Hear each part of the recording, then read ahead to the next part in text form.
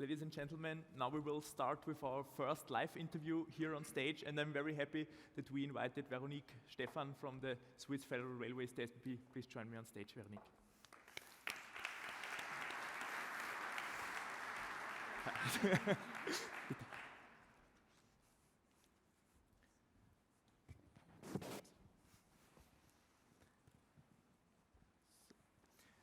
Veronique, great to have you here. Thank you for your time.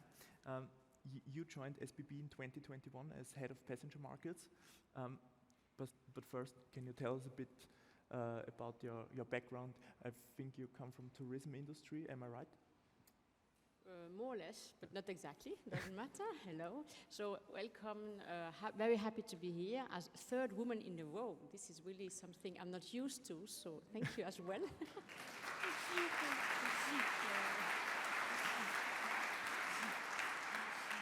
No, so basically after my studies, I joined McKinsey, and then I went to a very classical, fast-moving consumer goods, classical career path, marketing, sales, business development. Then I went to an internet startup, and afterwards I joined the SBB. Now I am in the choice since I joined the SBB, it's true, but not before I joined. One question I'm very interested in, so you entered the rail sector recently, so 2 years ago. What were your impressions of the organization SBB on the one hand, or what were your impressions of the railway sector in general? No, you know, a highly professional company with super motivated people because you really work for a purpose. So I think this is a fantastic, and this is a gift that companies should be aware of because it's not that obvious. This is really on the good side.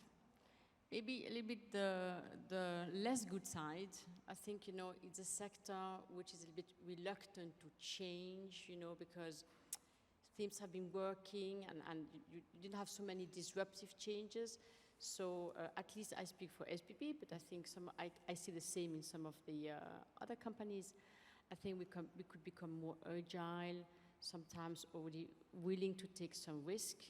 Not, of course, the way we operate the train. Don't get me wrong, but you know, in general, I think sometimes we could be more risk takers. So let's go a bit in detail. So you're head of passenger markets. We talked about it. So tell us a bit.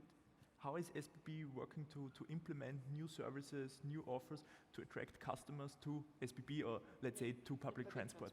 Yeah, because we look at public transport in general. So first, you know, we try to really be data-driven and really make decisions based on insights. The first thing is really to understand our customer base, understand the needs and the mobility trends, because definitely since COVID, the needs of our customers have changed regarding mobility. You know, less commuting, shift to leisure traveling. So what does it mean? So what do we need to work on? You know, flexible scheduling, different offers on the weekends. So this opens a huge array of opportunity. And secondly, what we want to do is to really increase the penetration and the frequency of our products. So really try to understand what can we do in order to achieve that. And lastly, be a bit more risk taker, try and error. So the way we launch products, so we had a flop, I can honestly say it, and I'm responsible for that. So we did a TikTok dance, disaster. So as an example, you know, it doesn't matter whether we're going to repeat the second time or we're going to change it. Just think, you know, how you can motivate also people, how you can create more connection with your customers. How can you convey more emotion, you know, für die Bahn begeistern. We have a super product, but sometimes we're a bit shy. We're not aggressive in articulating the USP of our product.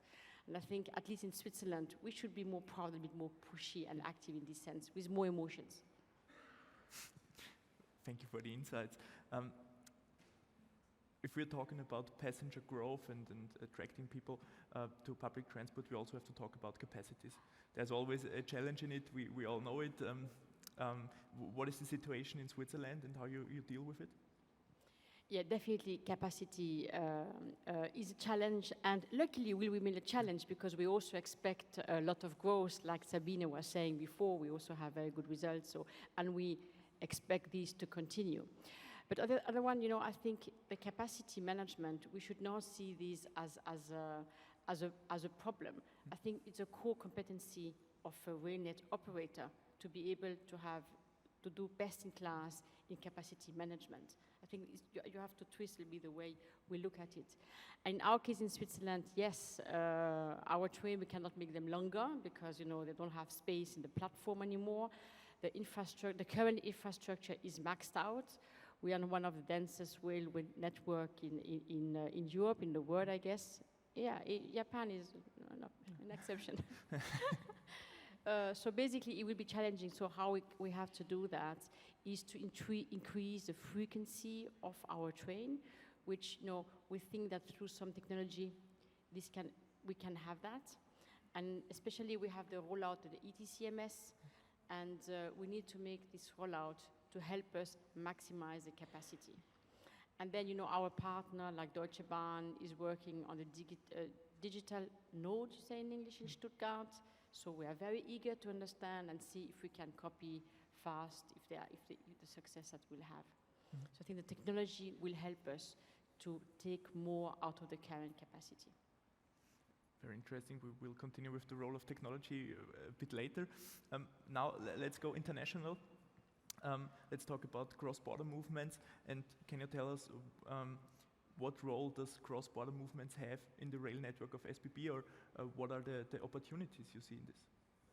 Oh yes, big opportunities and also challenges. I think, you know, the long distance cross-border connection is our fastest growing segment. We are really much better than pre-COVID. So it's really, I would say, flying. And what we see is that customers are willing to take longer distance by train than they were doing before. So it means that we can, from Switzerland, you know, open new destination. So we are thinking of London, a train Zurich, London, and we also have other destinations like night train, but here we need the funding as well. To go to Barcelona is what we have publicly marked, because we really see potential there. Now the challenges is, I think Sabine said it as well, is, you know, we need train pass because, you know, there's not many slots available. Definitely it's an issue. A thing that we can solve a little bit easier is we need to ensure that for the customers it's easy to plan and book the travel with us, which, you know, still remains a challenge if I compare with our competitors, the airline, where it's much easier to book a ticket. So I think we have improved ourselves. Next milestone in 2 weeks, but still not a long way to go.